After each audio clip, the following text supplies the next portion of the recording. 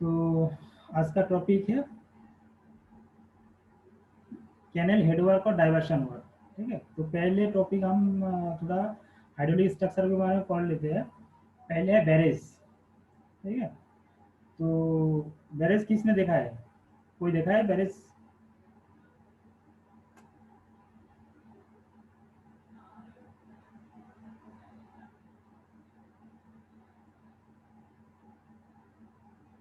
कोई तो आंसर जवाब दो।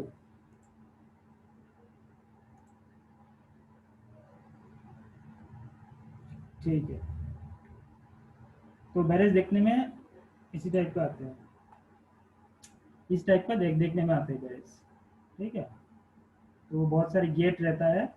गेट ऐसे वाटर को कंट्रोल करता है। ठीक है, जस्ट रेगुलेट। ठीक है, टेम्पोररी वाटर को स्टोर करें, उसके बाद अगर वाटर लेवल हाई हो जाए तो वो गेट गेट खोल देते हैं और वाटर निकल जाते हैं। ठीक है, तो temporary storage, barrage is nothing but temporary storage और divert the water into the irrigation canal. ठीक है, ये काम है बैरेज। तो बैरेज देखने में इसी टाइप में आता है, बहुत सारे गेट रहता है, उसके ऊपर एक रोडवे भी रहता है। ठीक है,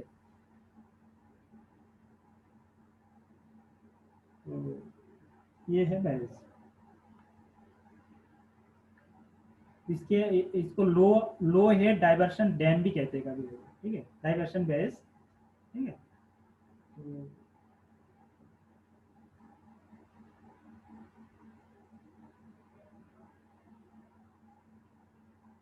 हाँ देखते हैं फंक्शन क्या है इस बैरेज का। तो हाँ बोलो, तुम्हारी आवाज नहीं आ रहा है। सर आपका वॉइस भी बहुत धीरे आ रहा है। Hello sir. हाँ बोलो। सर ये चैप्टर नंबर कौन सा है दूसरी बुक में, एसआर सहस्त्रबुद्धे वाली बुक में?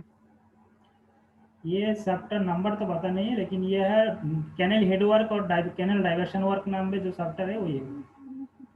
कैनल हेडवर्क्स में होगा सर ये? हाँ हाँ, यस सर, ठीक है सर।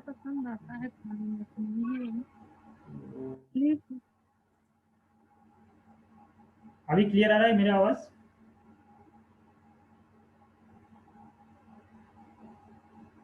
प्लीज कोई तो कंफर्म करो, बाद में बोलते हो सर आपका आवाज क्लियर नहीं आते।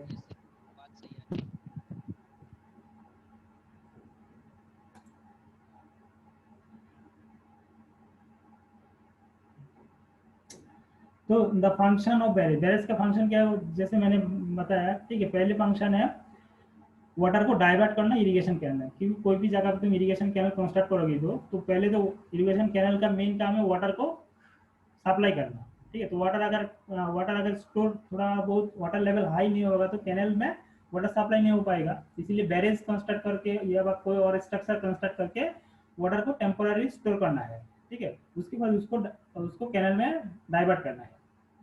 ठीक है, और एक बात है बैरेज बैरेज कंस्ट्रक्ट करने का और एक ये है और एक रीजन है जो है जिससे मैंने पिछले दिन रिवर ट्रेनिंग वर्क में बताया था। गाइड बैंक कंस्ट्रक्ट होता है, बैरेज कंस्ट्रक्ट करने से पहले गाइड बैंक कंस्ट्रक्ट करना होता है। तो गाइड बैंक क्या होता है, रिवर को आउटफ्लैंकिंग होने से रोकता है, तो कोर्स चेंज होने में रोकता है। ठीक है, अगर मान लो कोई रिवर रिवर पे तुम इरिगेशन कैनल कंस्ट्रक्ट कर रहे हो, तो कुछ साल बाद रिवर वहां से पाथ ही चेंज कर दिया तो उस कैनल में पानी नहीं आएगा। ठीक है, इसीलिए बैरेज कंस्ट्रक्ट करने ये भी है कंटिन्यूस सप्लाई ऑफ वाटर को जारी रखने के लिए भी बैरेज कंस्ट्रक्ट करते हैं।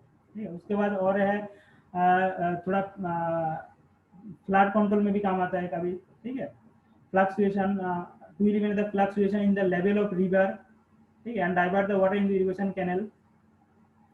ठीक है, टू बैरेज का और एक काम है सील्ड कैनल में सील्ड एंट्री को रोकते हैं। ठीक है, थोड़ा बहुत रोक देते हैं। ठीक है, फ्लड को थोड़ा रेगुलेट करते हैं। ठीक है, तो ये सारा बैरेज का फंक्शन है, लेकिन मेन फंक्शन है कैनल को वाटर को कैनल में डाइवर्ट करना। ठीक है, विदाउट बैरेज और विदाउट कोई अदर स्ट्रक्चर जैसे वीआर और बैरेज, विदाउट वीआर और बैरेज हम इरिगेशन कैनल कंस्ट्रक्ट नहीं कर पाएंगे। ठीक है, क्लियर सबका? किसी का कोई क्वेश्चन?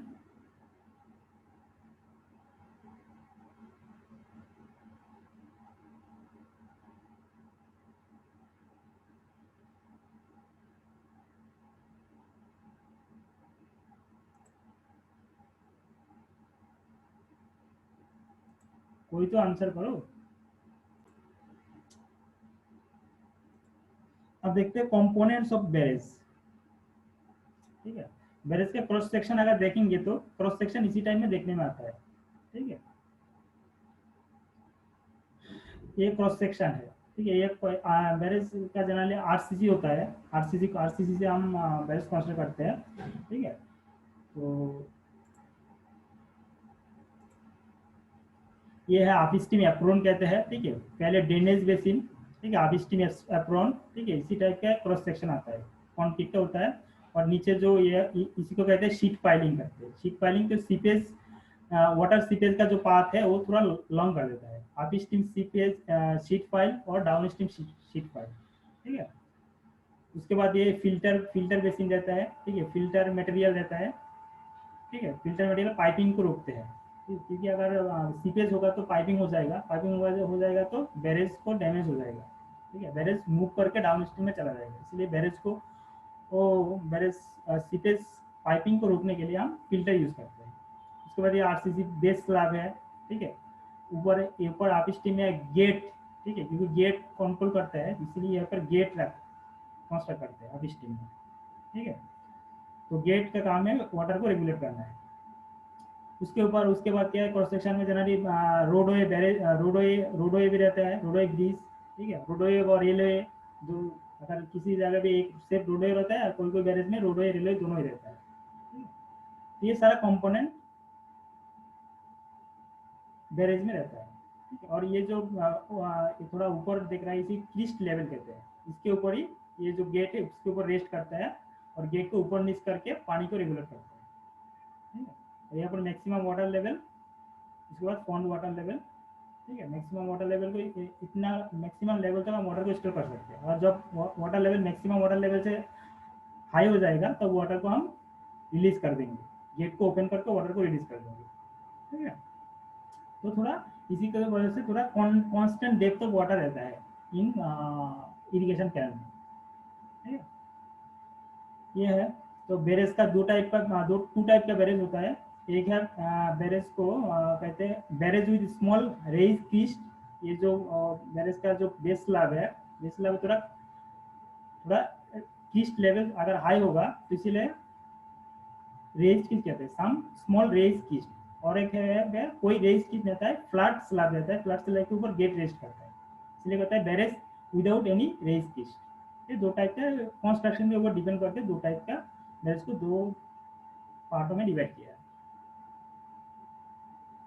ठीक है,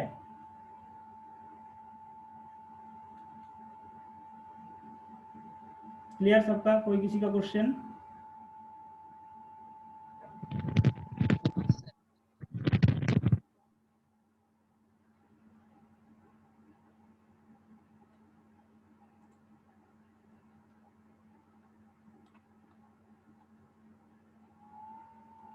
तो यहाँ पर मेन जो बॉडी में क्या क्या क्रॉस सेक्शन है मैंने यहाँ पर लिख दिया। अपस्ट्रीम कंक्रीट फ्लोर, ठीक है, क्रिस्ट लेवल, ठीक है, क्रिस्ट लेवल। उसके बाद डाउन स्ट्रीम ग्लेशियर्स मतलब कंक्रीट स्लैब टाइप का होता है, थोड़ा स्लोपिंग में देते हैं। ठीक है, वाटर को गाइडली रिलीज करने के लिए। ठीक है, उसके बाद डाउन स्ट्रीम फ्लोर, ये जनरली कंक्रीट का होता है।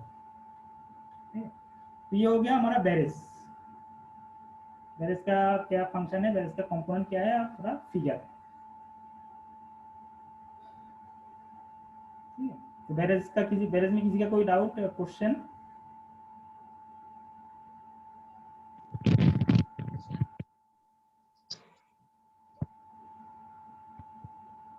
ठीक है, तो आप चलते हुए यार।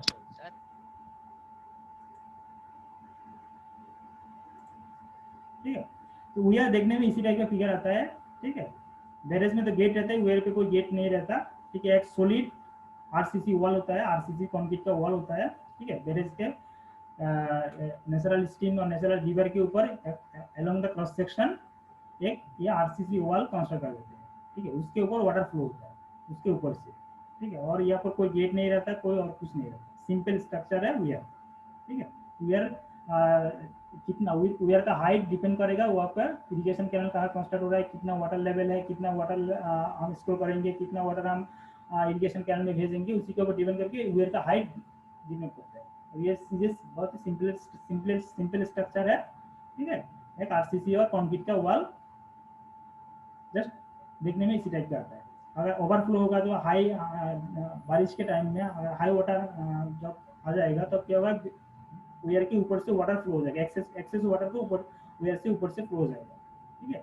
और बाकी मैक्सिमम वाटर लेवल दे रहेगा, स्टोर करके उसके बाद वो वाटर को कैनल में डाइवर्ट कर देते हैं, ठीक है। एक कांस्टेंट वाटर लेवल रहता है, उसके ऊपर वाटर अगर वाटर लेवल उसको बढ़ जाएगा तो एक्सेस वाटर ईयर के ऊपर से चला जाएगा। बैरेज में क्या होता है, गेट के थ्रू वाटर को रिलीज करते हैं, और यहाँ पर गेट नहीं होता लेकिन ईयर के ऊपर से वो ओवरफ्लो होकर चला जाएगा, इसी कहते हैं ईयर। बैरेज और ईयर में यही डिफरेंस है और बाकी कुछ नहीं है, बाकी सब कुछ सेम है, फंक्शन भी सेम है, कंपोनेंट वगैरह सब कुछ सेम है, ठीक है। तो ईयर को भी दो भागों में डिवाइड किया है। एक है ईयर विदाउट शाटर और उसके बाद है ईयर विथ शाटर, ठीक है। एक तो ईयर तो यहाँ पर एक वॉल टाइप का कॉन्स्टेंट होता है, जैसे एम्बैंकमेंट टाइप होता है, एम्बैंकमेंट टाइप कॉन्स्टेंट होता है, और थोड़ा क्रीज लेवल, इसमें कोई शाटर नहीं होता, ठीक है। शाटर इज और गेट टाइप का, लेकिन यहाँ पर गेट, इसे गेट नहीं कहते, थोड़ा स्टील का स्ट्रक्चर है, इसको डाउन कर सकते हो, आप कर सकते हो, अप एंड डाउन कर सकते हो,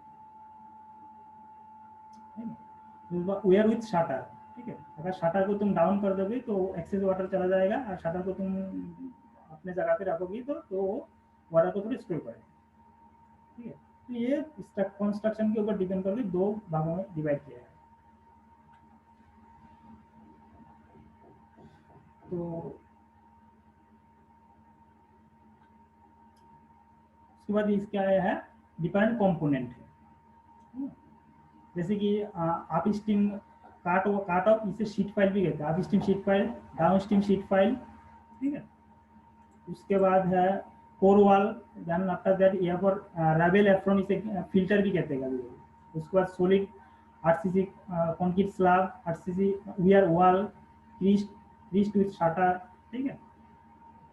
ये है different part of a weir cross section, ठीक है। ये जो फिगर, इसे क्रॉस सेक्शन का थोड़ा इरेगुलर फिगर है, ये हम देते हैं सीपेज को रोकने के लिए, ठीक है, सीपेज को कंट्रोल करने के लिए, ठीक है। अगर अनकंट्रोल सीपेज हो जाएगा तो पूरा का पूरा स्ट्रक्चर स्लाइड करके चला जाएगा, ठीक है। इसलिए मेन बैरेज और डैम, कोई भी हाइड्रोलिक स्ट्रक्चर के मेन काम है सीपेज को थोड़ा कंट्रोल करना है, सीपेज और अपलिफ्ट प्रेशर, ये दो बहुत ही जरूरी है। ये जो वियर का वॉल है, वॉल का थिकनेस क्या होगा, हाइट क्या होगा, वो भी डिपेंड करेगा अपलिफ्ट प्रेशर के ऊपर, क्योंकि अपलिफ्ट प्रेशर अगर ज़्यादा होगा तो ये स्लाइड करके चला जाएगा, इसलिए इतना वाटर, इसका वेट ज़्यादा से ज़्यादा मैक्सिमम ज़्यादा वेट होगा तो ये अपने जगह पे रुक पाएगा। अगर वेट ये पर लाइट होगा तो लाइट होगा क्या, वाटर अपने प्रेशर से वो सब कुछ डाउन स्ट्रीम में स्लाइड करके ले जाएगा, इसलिए इसका वेट भी ज़्यादा होना चाहिए to resist the water pressure and uplift pressure,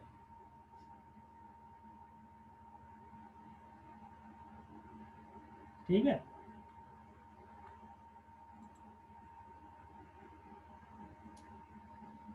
तो मेरे कंपोनेंट को अगर main body of weir, upstream apron, downstream sheet pile, downstream apron, crest shutter, ये है मेन कंपोनेंट है, ठीक है। तो ये हर कंपोनेंट का क्या क्या काम है, ठीक है। तो बॉडी ऑफ वियर, ये मेन बॉडी का काम है to raise the water level को थोड़ा राइज करना है, जैसे करके हम इरिगेशन कैनल में वाटर को भेज सकते हैं, थोड़ा हेड में वाटर लेवल को भेज सकते हैं, ठीक है। And it should be sufficiently strong to raise the water pressure को रेजिस्ट करने के लिए सफिशिएंट होना चाहिए। अगर वाटर प्रेशर में ये डाउन स्लाइड करके चला जाएगा तो उसका देने का कोई फायदा नहीं है, ठीक है। उसके बाद आप स्टीम एप्रोन का क्या काम है, आप स्टीम जो यहाँ पर मैंने देखा है आप स्टीम एप्रोन, ये इसी के कहते हैं, आप स्टीम में जो रहता है उसी को कहते हैं आप स्टीम एप्रोन, इसे कहते हैं आप स्टीम एप्रोन, ठीक है।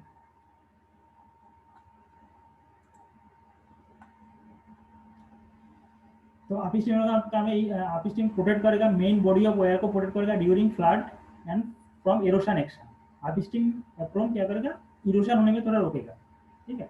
and its length of this apron depend upon the discharge of river and well length. It must be sufficiently strong to enough in order to withstand the downward water pressure. Water इसका जो strength है वो water pressure को resist कर पाएगा, इतना strong होना चाहिए, ठीक है। आप स्टीम शीट फाइल वो सीपीएस को जनरली सीपीएस को कंट्रोल करेगा। It reduce the sheet file, it reduce the upstream uplift pressure and the length of the sheet file depend upon the nature of soil, ठीक है।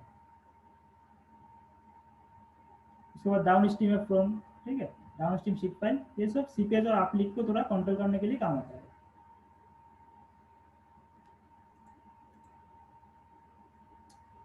उसके बाद according to material where को हम classify करते हैं masonry where, rockfill where और concrete where.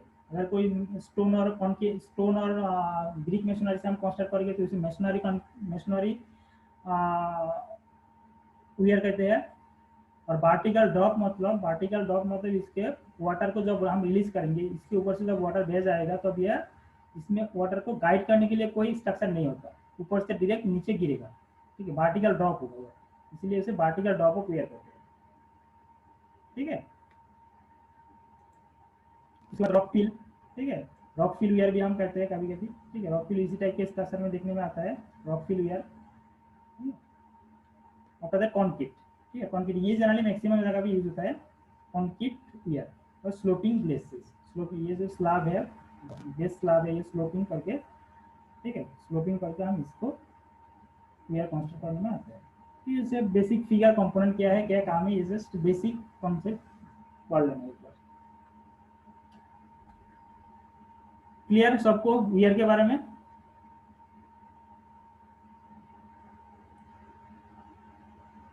Yes sir.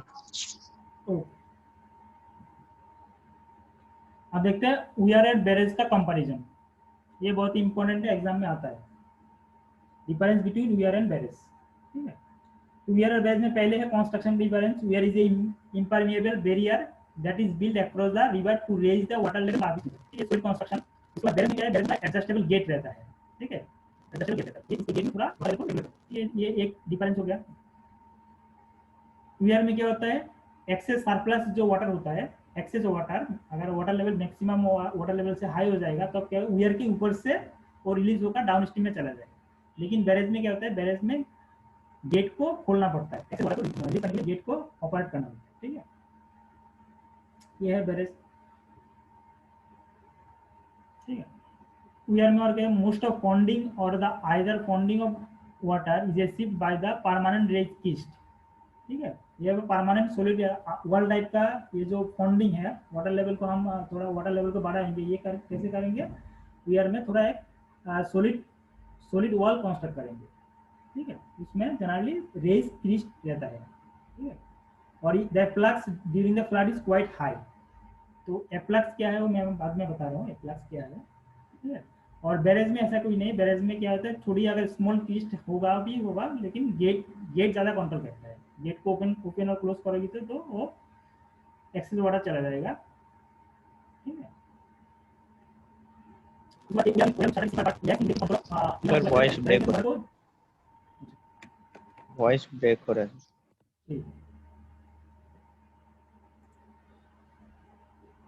अभी ठीक है, यस सर अब ठीक है। ओके, तो ये वियर में वाटर के ऊपर ज़्यादा कंट्रोल नहीं रहता, ठीक है। वियर में एक सॉलिड कंस्ट्रक्शन है, अगर जब तक वो मैक्सिमम वाटर लेवल नहीं आता तब तक वो वाटर स्टोर करेगा, उसके बाद वाटर अपने आप से वो चला जाएगा। लेकिन बैरेज में वाटर को तुम अपनी से ज़्यादा कंट्रोल कर पाओगे, ठीक है। ये है क्या, तो ये है, उसके बाद क्योंकि वियर लेते हैं ऑब्स्ट्रक्शन है, तो आप स्टीम से जो भी सिल्ट और सैंड सिल आएगा वो वियर का वॉल में टक्कर खा के आप स्टीम में सेटल हो जाएगा। तो अगर 2-3 साल, 10 साल, 15 साल, 50 साल के बाद क्या होता है, वहाँ पे सील सर वॉइस ब्रेक हो रहा है। ये वॉइस ब्रेक हो रहा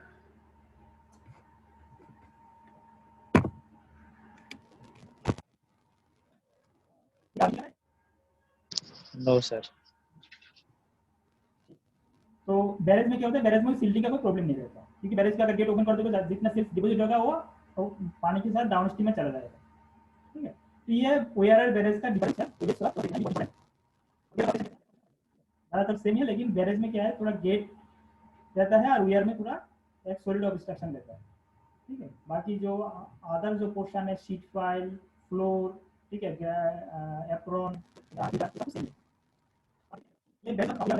सर वॉइस नहीं।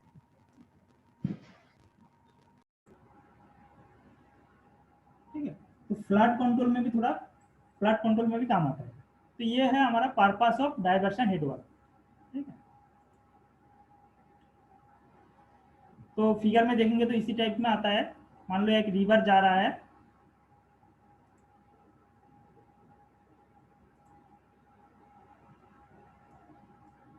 मान लो एक रिवर, ठीक है, तो रिवर के ऊपर ऐसे टाइप का डाइवर्शन कंस्ट्रक्ट करके और उसका अपस्ट्रीम एंड से हम कैनल कंस्ट्रक्ट करेंगे। इरिगेशन कैनल जो भी कंस्ट्रक्ट करेंगे सब कुछ अपस्ट्रीम एंड से हम कंस्ट्रक्ट करेंगे, क्योंकि डाउन स्ट्रीम एंड से तो कंस्ट्रक्ट करने हम वाटर नहीं मिलेगा नहीं, इसीलिए सब कुछ हम अपस्ट्रीम एंड से जो भी बैरेज होगा व ओयर होगा जो भी हम कंस्ट्रक्ट करेंगे उसको अपस्ट्रीम एंड से हम इरिगेशन कैनल कंस्ट्रक्ट करेंगे। एक साइड से भी कंस्ट्रक्ट कर सकते हैं, दूसरी साइड, दोनों साइड से भी कंस्ट्रक्ट कर सकते हैं। ठीक है, उसके बाद लेआउट देखते हैं। ये है general layout of A diversion headwork. ठीक है,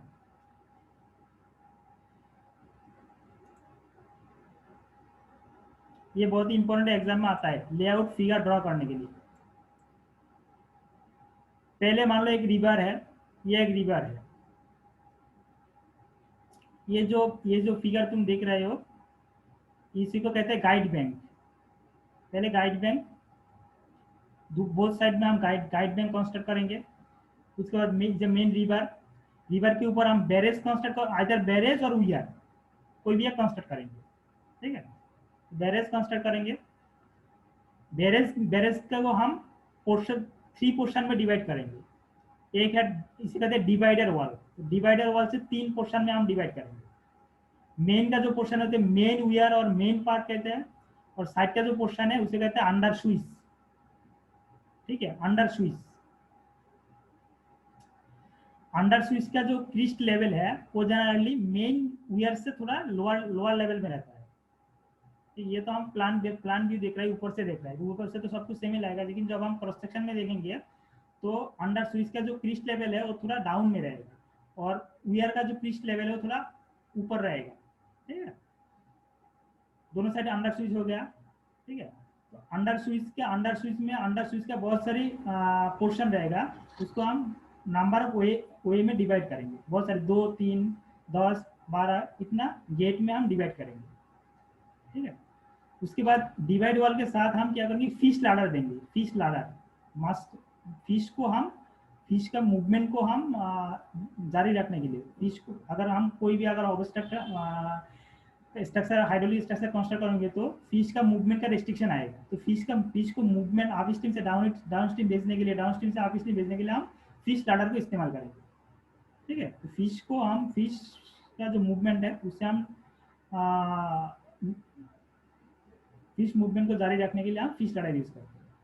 ठीक है, तो हो गया कि मेन वीआर, अंडर स्विच, divider wall, fish लाडर, guide bank, उसके बाद मार्जिनल बैंक और एम्बैंकमेंट की हम कंस्ट्रक्ट करेंगे। गाइड बैंक के ऊपर से एम्बैंकमेंट कंस्ट्रक्ट करेंगे।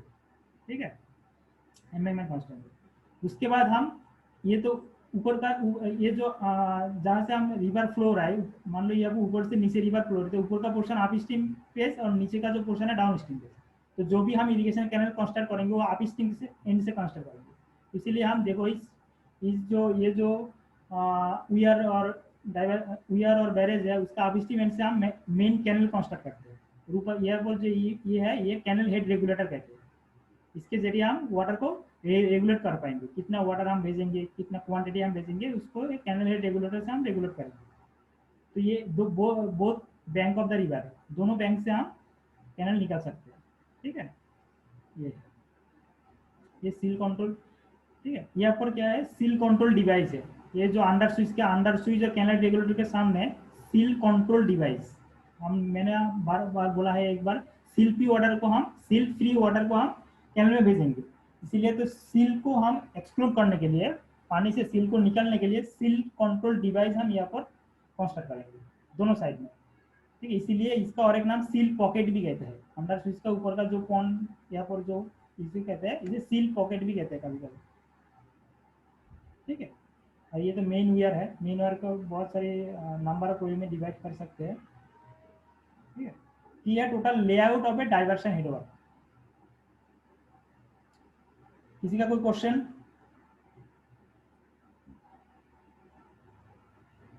समझ में आया डाइवर्शन हेडवर्क का layout?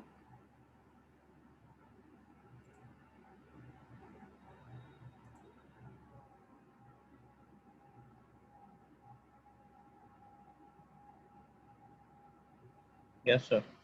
Okay, thank you.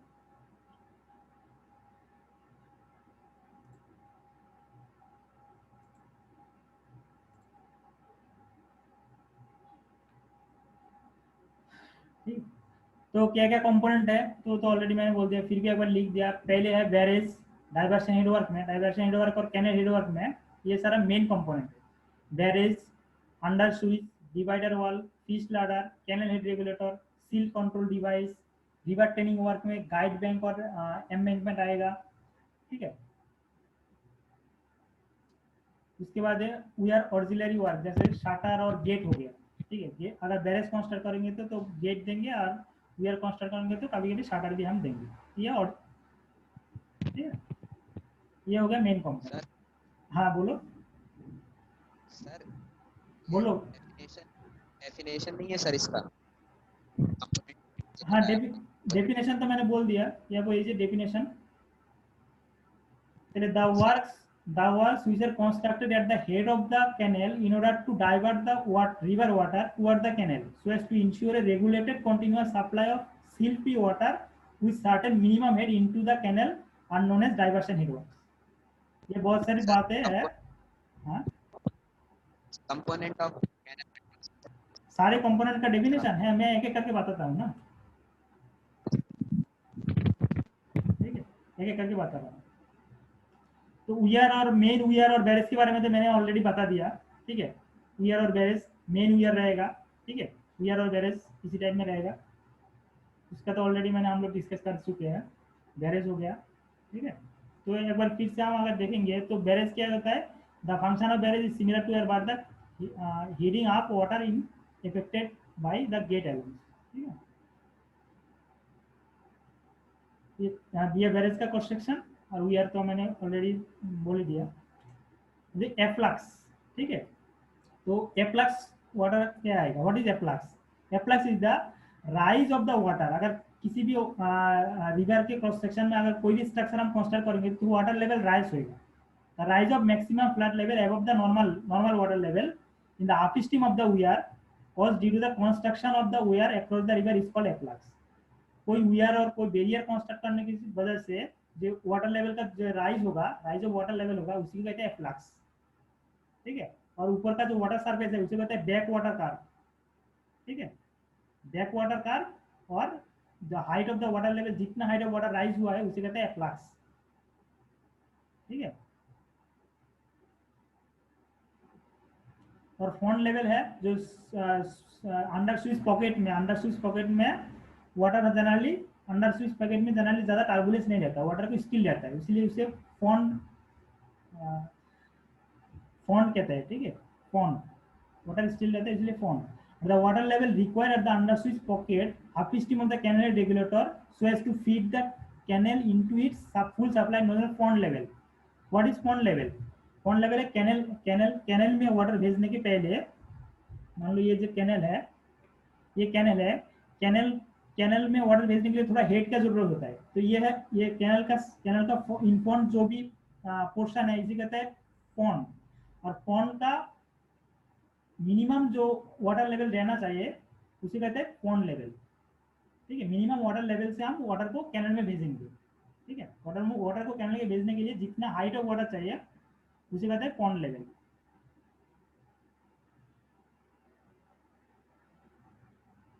Clear?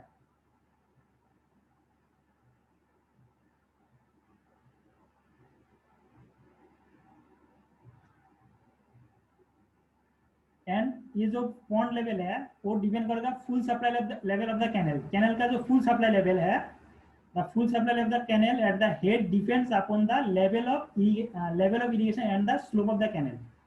The pond level generally obtained by adding 1 to 2 meter of the canal full supply level.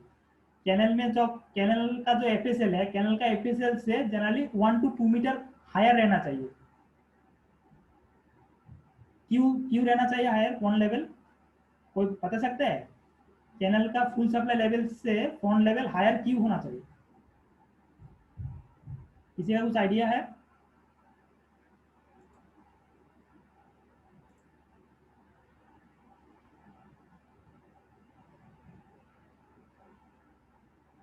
कोई तो कुछ बोलो. ताकि वाटर आ सके.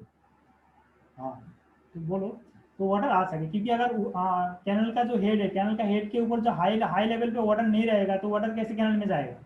ठीक है, तो इसीलिए कैनल एफएसएल से, कैनल फुल सप्लाई लेवल से water pond level generally high होना चाहिए, 1 to 1.2 मीटर हाई होना चाहिए. ठीक है, तो ये होगा कैनल पॉन्ड लेवल और एप्लक्स.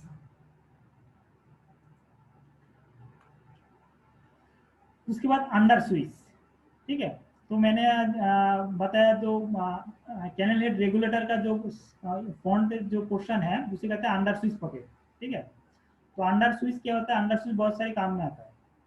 इसे स्कवरिंग स्विच भी कहता है. स्कवरिंग स्विच क्यों कहता है? मान लो अंडर स्विच पॉकेट में हम पॉकेट में बहुत सारे सील डिपॉजिट होता है, क्योंकि हम सील फ्री वाटर में कैनल में भेजेंगे तो सील कहाँ जमा रहेगा? कैनल हेड रेगुलेटर के सामने सील जमा हो जाएगा. ठीक है, सील अगर जमा हो जाएगा तो उसको हम तो डिस्चार्ज करना पड़ेगा. तो उसको डिस्चार्ज करने के लिए हम ये जो अंडर स्विच पॉकेट है वहाँ पर बहुत सारी गेट रहता है, तो गेट के जरिए हम जो भी सील जमा हुआ है वो हम डाउन स्ट्रीम में भेज देते हैं. इसी टाइप का फिगर में देखो. ठीक है, एक्चुअल फिगर में इसी टाइप में आता है. ये जो हम वाटर भेज रहे हैं, ये जो गेट है, गेट के थ्रू ये डैम में भी रहता है.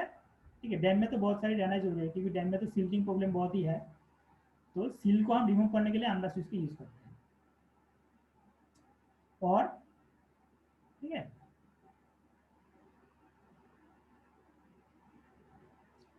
क्लियर? Yes sir. तो अंडर स्विच का क्या क्या फंक्शन है ये देखो.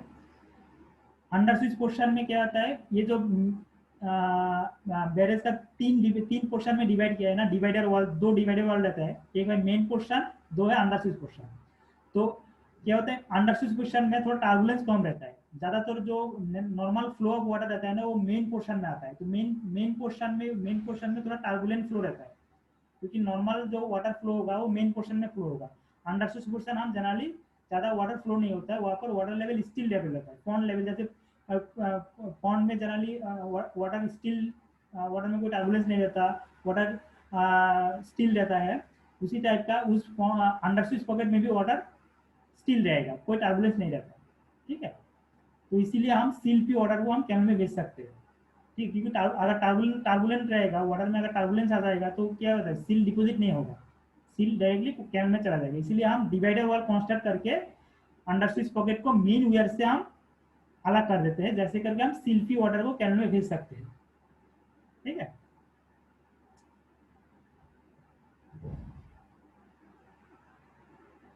इसीलिए इसको कभी कभी स्कवरिंग स्विच भी कहते हैं. तो फंक्शन तो है, बहुत सारी फंक्शन है, मैंने ऑलरेडी बोल दिया, एक बार देख लेना बस. उसके बाद डिवाइडर वाल तो दोनों को मेन वियर और अंडर स्विच पॉकेट को सेपरेट करने के लिए काम आता है. ठीक है, ये generally cantilever retaining wall type का होता है डिवाइडर वॉल. ठीक है, एक इसे वाटर, इसमें कैंटिलीवर ये जो डिवाइडर वॉल है उसमें जनरली वाटर प्रेशर आएगा, सील प्रेशर भी आएगा. अगर एक्चुअल में देखोगे तो इसी टाइप का आएगा फिगर डिवाइडर वॉल. आप स्टीमेट में भी डिवाइडर वॉल रहता है, डाउन स्टीमेट में भी. कोई अगर तुम बैरेज देखा होगा, बैरेज और डैम में भी जनरली रहता है. डैम में नहीं, बैरेज में रहता है जनरली. बैरेज में रहता है, बैरेज और वियर में रहता है. बैरेज और वियर में ये डिवाइडर वॉल रहता है. ठीक है, ये generally cross section of divider wall का क्रॉस सेक्शन इसी टाइप में होता है. ठीक है, ऊपर का आरसीसी और मेसनरी हो सकता है. ठीक है, कंक्रीट क्या है, और नीचे फाउंडेशन है, वेल फाउंडेशन करके वॉल को कंस्ट्रक्ट करते हैं। अगर फाउंडेशन अच्छा नहीं होगा तो वह सेटल हो जाएगा। ठीक है, तो फंक्शन क्या क्या है, तो मेन फंक्शन है separate the under switch from the main wear से अंडर स्विच को सेपरेट करते हैं। ठीक है, टर्बुलेंस को थोड़ा लेस टर्बुलेंस करेंगे, जो अंडर स्विच पॉकेट है कैनल रेगुलेटर के सामने और लेस टर्बुलेंस क्रिएट करेगा, और सील को थोड़ा रिमूव करेगा। उसके बाद क्रॉस करंट को रोक देगा डिवाइडर ओवर। ठीक है, क्योंकि अगर इट कंट्रोल द ईडी और cross current in front of canal head regulator, canal head के सामने क्रॉस करंट को रोकेगा। ठीक है, तो ये सारा फंक्शन है डिवाइडर ओवर का। अब देखते हैं फिश लैडर। फिश लैडर देखने में इसी टाइप में आता है। ठीक है, कोई भी ये डैम में भी रहता है, बैरेज में, कोई भी हाइड्रोलिक स्ट्रक्चर में फिश लैडर रहता है, क्योंकि फिश का जो नेचुरल मूवमेंट है वो रुकना नहीं चाहिए। ठीक है, तो फिश का मूवमेंट जारी रखने के लिए हम ये फिश लैडर यूज करते हैं, अप स्ट्रीम से डाउन स्ट्रीम एंड तक। ठीक है, इसी टाइप का फिश मूवमेंट चलता रहता है। ठीक है, तो फिश मूवमेंट को हम ये करने के लिए हम फिश लैडर यूज करते हैं। ये जनरली डिवाइडर वॉल का साइड में यूज होता है, inside of the divider wall use करते हैं।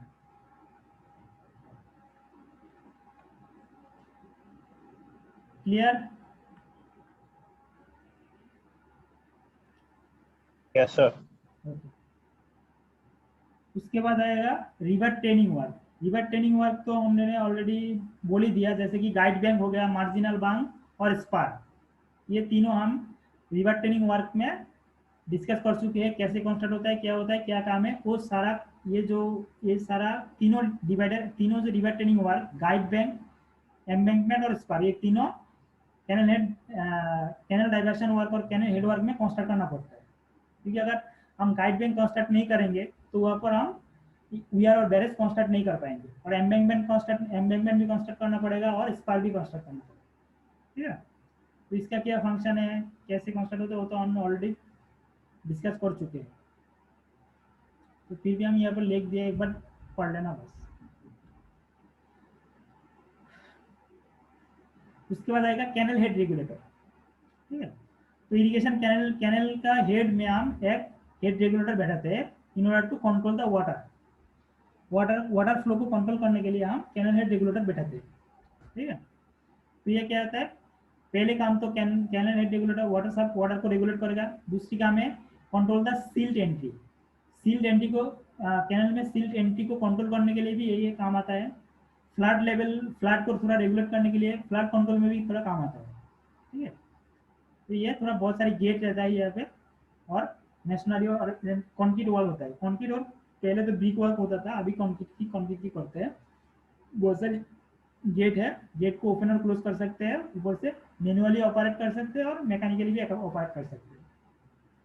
ठीक है, तो ये है कैनल हेड रेगुलेटर, हम at the head of the canal हम कंस्ट्रक्ट करते हैं। ठीक है, ये जो हर एक कंपोनेंट है वो कंपोनेंट क्या है और पर्पस क्या है और कंस्ट्रक्शन कैसे होता है, ये तीन चीज हर कंपोनेंट का देख लेना।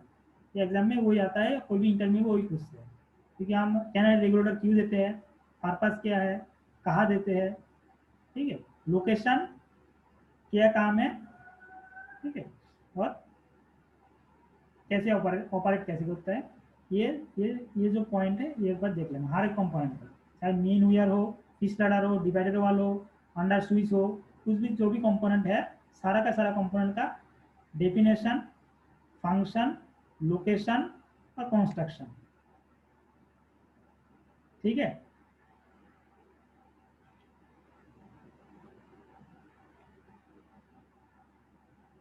ये थोड़ा cross section of a canal head regulator.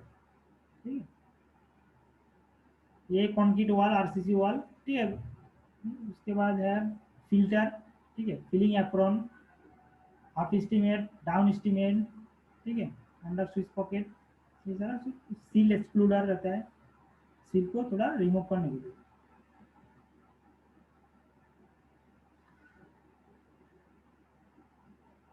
तो ये होगा कैनल हेड रेगुलेटर। अब देखते हैं सील प्रिवेंशन डिवाइस और सील कंट्रोल डिवाइस। तो सील्ड कंट्रोल डिवाइस को हम सील को कंट्रोल करने के लिए हम दो टाइप का डिवाइस यूज करते हैं। एक होता है सील एक्सक्लूडर और एक होता है सील इजेक्टर। सील एक्सक्लूडर हम यूज करते हैं in the upper stream of the canal head regulator. जहाँ पे अंडर स्विच पॉकेट है ना, वहाँ पे हम सील एक्सक्लूडर कंस्ट्रक्ट करते हैं। सील एक्सक्लूडर नथिंग बट है बहुत सारी रेक्टेंगुलर टाप टाइप का हम कंस्ट्रक्ट करते हैं। क्रॉस सेक्शन में इसी टाइप में देखने में आता है। ठीक है, ये कैनल हेड रेगुलेटर है और ये हम अंडर स्विच पॉकेट है। ये बहुत सारे हम टनल कंस्ट्रक्ट कर देते हैं, टनल आरसीसी या कॉन्क्रीट का टनल कंस्ट्रक्ट करके। ठीक है, तो इस टनल में ये सेडिमेंटेशन बेसिन टाइप का होगा। इस टनल में सीधा का सेडिमेंट होगा, उसके बाद हम अंडर स्विच पॉकेट को ओपन करके इसको यहाँ पर रिमूव कर देंगे। बहुत ही सिंपल है सील एक्सक्लूडर। ये प्लान व्यू ऊपर का व्यू, ये प्लान व्यू है, ऊपर से देंगे जैसे देंगे। ये क्रॉस सेक्शनल व्यू है। ठीक है, क्रॉस सेक्शनल व्यू। ये डिवाइडर वॉल है, ये है बे है और यहाँ पर टनल। ठीक है, ये रेक्टेंगुलर सेडिमेंटेशन बेसिस टाइप में हम कंस्ट्रक्ट कर देते हैं। ठीक है, तो यह है सील एक्सक्लूडर। सील को हम सेडिमेंट होगा, उसके बाद हम डाउन स्ट्रीम साइड में रिलीज कर देंगे। और एक है सील इजेक्टर। सील इजेक्टर हम कंस्ट्रक्ट करेंगे in the bed of the canal bed में हम कंस्ट्रक्ट करेंगे। क्योंकि अगर जितना भी हम हाई टेक्नोलॉजी अडॉप्ट कर लेंगे है, लेकिन थोड़ा बहुत सील क्या होता है कैनल में आ जाता है।